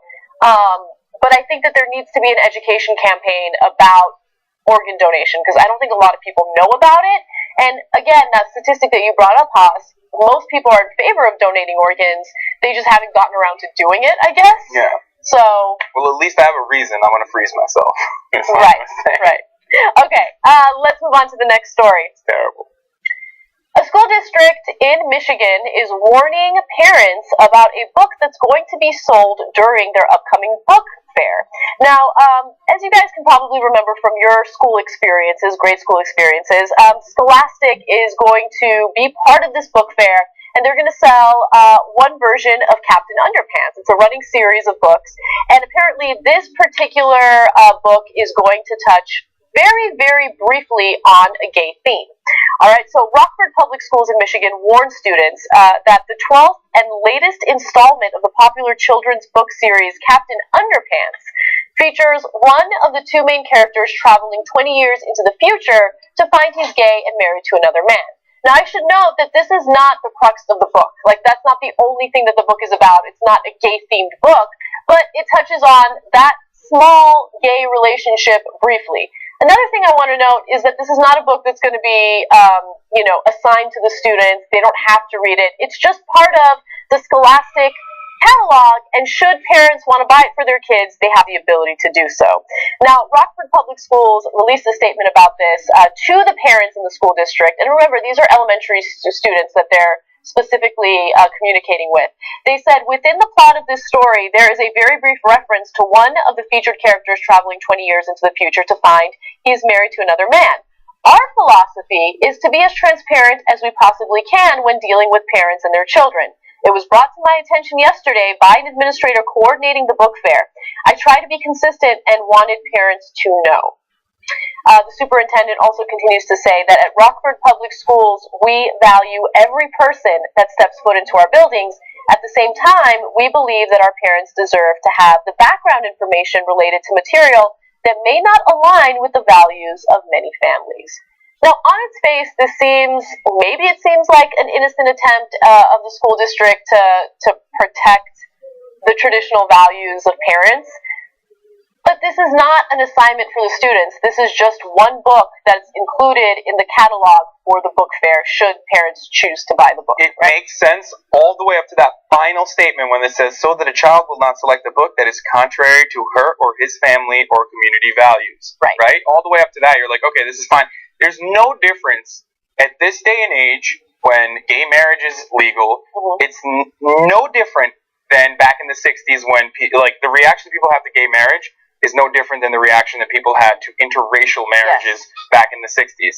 And I've pulled up a number about that as well.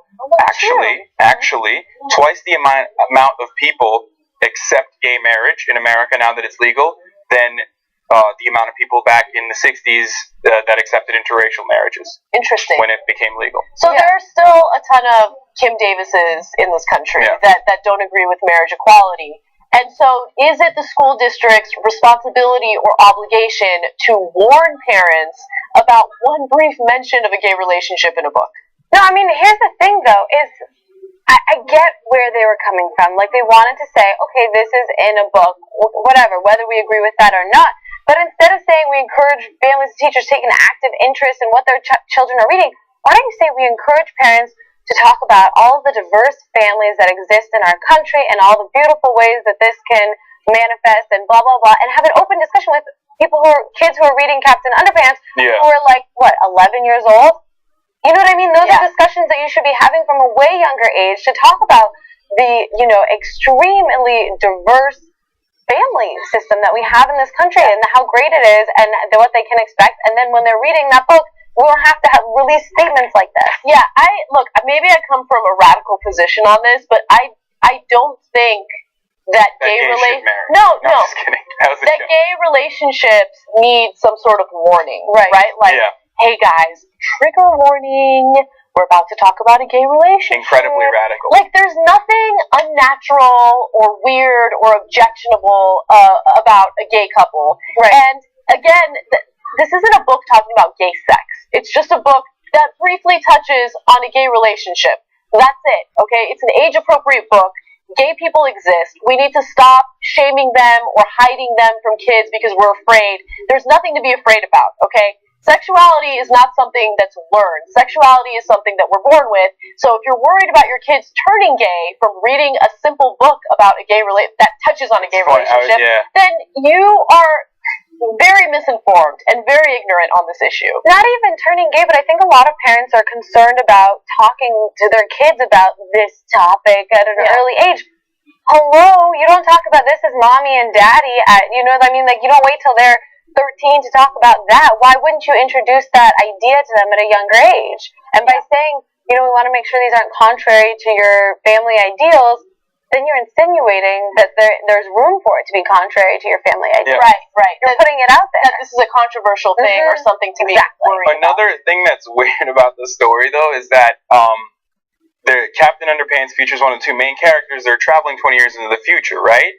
and then he finds out, one of the characters finds out that he's with a man 20 years in the future. I don't think that's how homosexuality works. Yeah, that's true. You don't just find out that you're gay later on in life. You're like, oh, well, here's the thing. I don't know how old Captain Underpants is, like before he travels to adulthood. It could be that he doesn't even know anything about sexuality, and then whatever. I haven't read the series. It's not really. It's my favorite. It's great. Not my thing.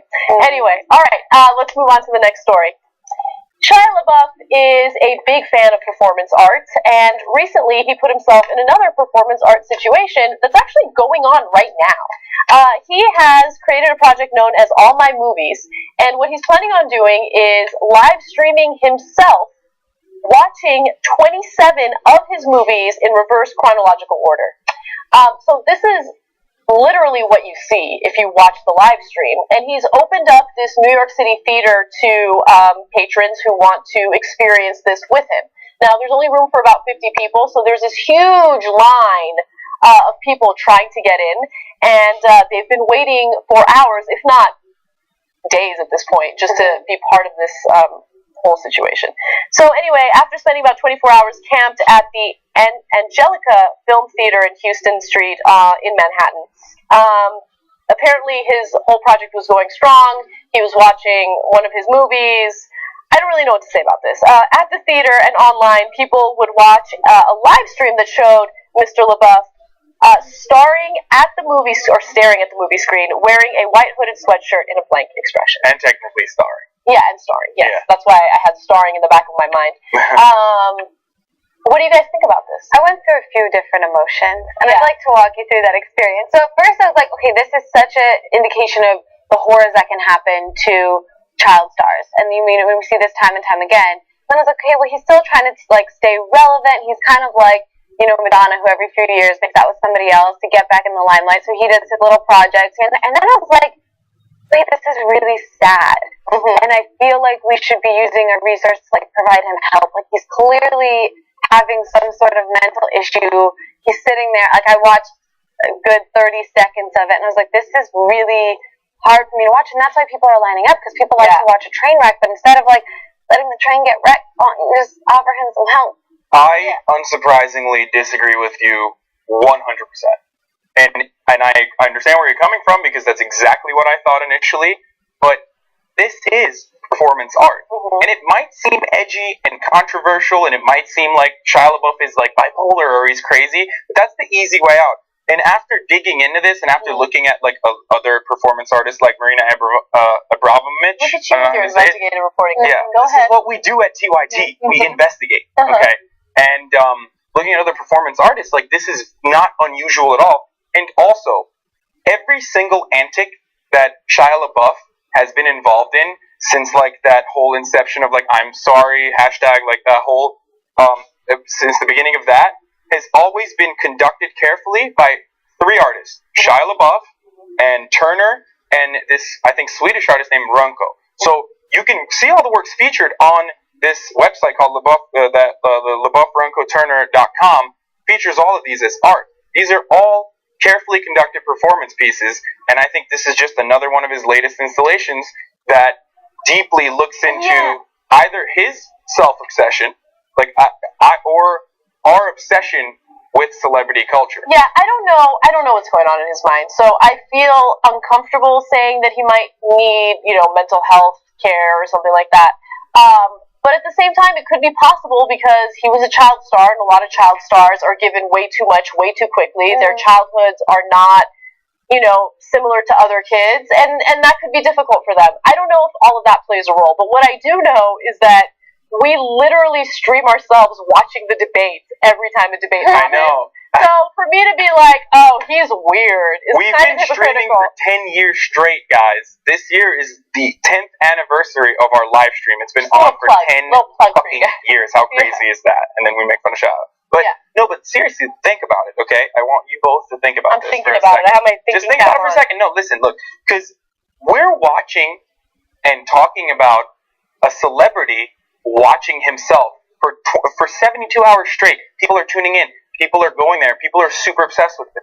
Yeah, that's a good point. But if it was like another like run-of-the-mill celebrity, I don't think we would be talking about it. Like, okay, that's weird, and we would move on. But the reason we talk about it, and the reason that we start questioning certain things about him, is because he has had so many run-ins with law enforcement and drugs and alcohol and things like that, and that's why people are saying, kind of jumping to the conclusion, like, oh, maybe he is on the, James Franco says, he thinks he's on the verge of a nervous breakdown or something like that. So it's different than just your average run-of-the-mill, either, live streaming or performance artist. Because I have nothing against performance art, but I think in this case, the way that he's going about this, I worry about. I think he's using his influence. I think he's using his influence over this massive crowd of people, and us included, in a positive way, where he's trying to and I don't even know what his message is. He might be batshit crazy, but I do. So we don't know if it's a positive or a negative. Yeah, we don't know what kind of message he's trying to portray, but it makes me think about it. It makes me think whether this is like him showing off his narcissism or trying to make a statement about narcissism, or our involvement with, as a society, with artists' lives the behavior. Sorry to interrupt you. You do make a really interesting point, because I even though I presented it and I knew it, I never really thought about it. He's watching himself in these movies, and some of these movies, like the Transformer movies, are freaking terrible, right? And then some of them are actually really great movies that I enjoyed personally. So to kind of like watch, I didn't see that. To sit there and kind of watch his reactions to his own performance and to some of these movies would be interesting. Am I gonna do it? No. Would I wait? Would I wait in line to see it? Hell no. Right? But there could be an interesting statement made through this performance, I guess. So we'll see. Yeah. All right. I did not expect to talk about that story as long as we did, but it happened. Sorry. All right. Moving on. This one's a doozy. This one's great. Today is Veterans Day, and there are organizations and individuals throughout the country who want to honor our veterans in either unique ways or traditional ways. Well, the Sausage Castle is one place in this country that wants to do it in a unique way. In fact, the owner of the Sausage Castle, which has housed many homeless veterans throughout the years, has decided to offer a sexual service to veterans should they seek it. Now, they have teamed up with a porn star who refers to herself as Jenny Jizz, and what they're planning on doing is having her perform oral sex on veterans. Nice. And then there's also a grand finale involved, which I'll get to in just a second. Now, Mike Busey is the owner of the Sausage Castle, and here's what he said. You can pat them, meaning the veterans, on the back and say, thank you for your service and stuff, or you can get them drunk and give them a blowjob. They just want to forget about the shit they had to do over there. Now, according to the U.S. Congress Annual Homeless Assessment Report, an estimated 49,933 veterans are homeless, and that could be an underestimate when you consider how difficult it is to keep track of the number of homeless veterans. Now, there's more about this story. If enough people show up on time to this event, Busey says he'll take them to Medieval Times, a touristy dinner and entertainment experience in Central Florida. He will then feed them, get them drunk, and take them back to the Sausage Castle, where, for the grand finale, this lady that refers to herself as Jenny Jizz is going to take care of their sexual desires. Now, Jenny Jizz released a statement about this as well. She says, it's just fun. When it comes to cum, I'm so excited. She says she has discretion to turn anyone down who is too hairy or smelly, but is looking forward to the pro bono work. I think it'll give the veterans stress relief and a new sex drive. Okay. What a beautiful philanthropic, if that's even a word, endeavor. Yeah, so I have a lot of mixed feelings about this story, okay? On one hand, I have always seen myself as a non-judgmental, pro-sex type of person, but I don't know, like, the thought of a woman in a crowded place on her knees getting ejaculated on by all these strangers makes me uncomfortable, right? But consent matters. This is something she wants to do, and if she wants to do it, it's fine. It just gives me like this cringe. And there's Medieval Times involved, which is my favorite amusement. Dinner and tournament. It's so awesome. Definitely go check out Medieval Times if you haven't. But let me clear up some confusion here about the Sausage Castle. I'm not the right person to report these stories. I just realized. This place is a juggalo hideout. Yeah. This place is not a normal run of the mill castle of sausages. Yeah. It's actually a place where they self-proclaimed freaks come to and hang out at and do the most ridiculous things possible. So, and Mike Busey is batshit crazy. No, we don't know that. No, I do know that. How do you know that? Because Sausage Castle has been in the news in the past, and you know what juggalos are? But just I do know what juggalos just because they want to do that, as long as what Anna said, as long as there's consent and everybody wants to do what they're doing, I don't care what they do. Look, the reason why I feel uncomfortable calling him batshit crazy is because he does genuinely care about veterans. Yeah. He knows that there's a problem with homeless veterans in the U.S., and he provides shelter for them, right? He was mentioned as the 51st most famous person in Orlando by the Orlando Sentinel for having parties, crazy parties. You guys might have even seen some of these, where the big, juggalos. Isn't that what your entire college experience was about? No, these guys are, no, because I don't even want to say it, but I'm going to say it anyway. They're famous for women that can be found at any point having sex with one another with beer bottles. Okay, whatever. But I want to touch on the last part of what she said of her statement. Yeah. She said something about, I think it'll give the veterans stress relief and a new sex drive. And while I think the veterans of America, there's a ton of issues, including unemployment, homelessness, PTSD, and things like that. I like where she's coming from. Because stress relief is obvious.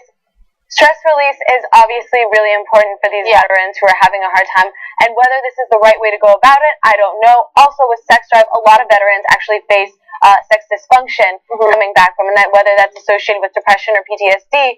So she's trying, and so I don't know if it's the best way to fix some of those mental health issues coming back, and obviously it's not going to fix some of their economic issues, but the fact that her heart's in the right place, I approve. Yeah, I approve that her heart's in the right place, but I also suggest that she protect herself because, look, the reason why I say I'm not the right person to report these stories is because this is supposed to be a fun story, and I immediately take it to a dark place. So let me go ahead and take it to a dark place right now. I've been trying so hard to take it to a fun place. I know you have. It's so fun. I'm the worst. I'm sorry, I'm Debbie Downer. But look, STDs are real, okay? And you can get all sorts of STDs through oral sex.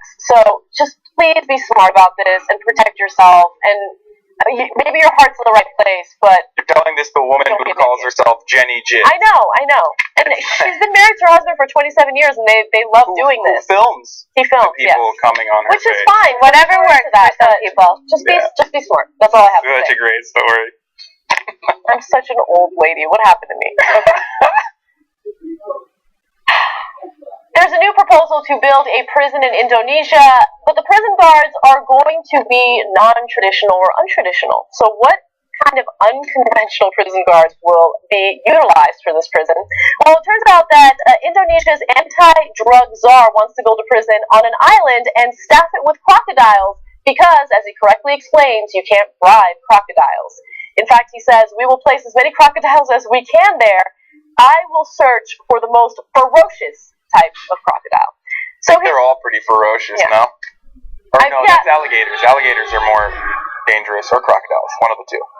I think that they're both pretty dangerous when it comes to humans. But what I do want to say is this is specifically a prison that would house those on death row because of drug convictions.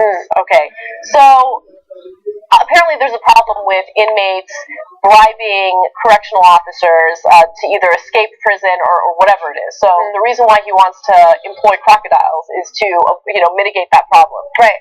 So stupid. Here's how you bribe a crocodile. You push the inmate next to you into the puddle of water, and then you dive in the next direction. Oh, you've thought about this. Of course. If I was ever in Indonesia and I got caught for a drug offense and it was capital punishment coming my way, I would throw all of the inmates around me into the water and then swim in the opposite direction. Well, you sound like a freak. You're going to get the moral award at that prison. So Indonesia has a huge corruption problem in both their justice system as well as their civil servant system. So with the justice system, like you were talking about, sometimes they'll put people for jail for minimal offenses for years and years and years, and often give them the death sentence for something like drugs or something like that. So that's a whole issue that they're struggling with, and the other issue is the bribing of the civil servants. So while like going medieval times and having like the moat with the crocodile seems tempting, maybe just like fix some of the corruption problem. Yeah, you could first of all just reform your justice system and not give people death penalties for drug convictions. Let's start there. I mean, it's easy to say that from here, but like it's one of the largest countries on the planet. Like this is just a cultural issue there in terms of the justice system. Indonesia? I mean, and I feel like it's more like if your justice system is a joke, then people will make a mockery of it, kind of. But what I was most interested in to find out is who is protecting, who is inside, regulating the prisoners. Is this just going to be like a libertarian state? No, it's not. Of course not. Of course not. I think that what they're trying to do is mitigate the corruption by having this moat with the crocodiles. Mm-hmm. But I don't think they really thought this through. I don't think that that's really going to help out with the I think it's a scare tactic. This anti-drug czar just sounds like a charismatic dude you see in like Eastern cultures who's just like, I will fix the problem with crocodiles. I'd vote for that fucking guy. Good job. Unconventional, thinks outside the box. Anyway, guys, thank you for joining me for the second hour. For our members, you guys can check us out during the post-game show, which we'll be doing very, very soon. For everyone else, have an awesome night. We love you, and we'll see you tomorrow. Thank you.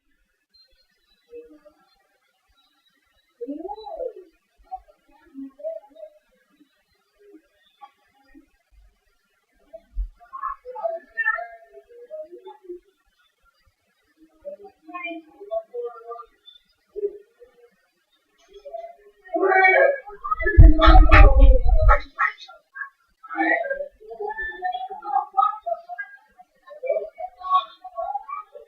you.